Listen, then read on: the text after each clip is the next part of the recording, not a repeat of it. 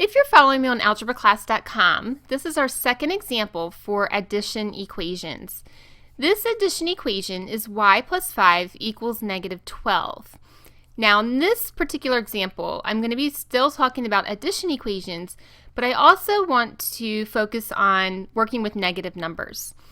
So we know that when we solve any equation, we have to make sure that whatever we do to one side, we do to the other side. And we also need to get y by itself because y is the variable.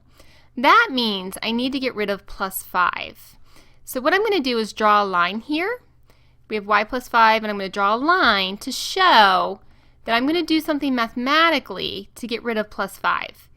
And whatever I do to one side, I must do to the other side. So I'm going to draw another line there. Now, to get rid of plus 5, I know that I need to do opposite operations. The opposite of add is subtract. And the number that I want to get rid of is 5. So I'm going to subtract 5. Whatever I do to one side, I must do to the other side. Exactly the same thing. Now we can go ahead and simplify. 5 minus 5 is 0. That's how we eliminate it and we get y by itself.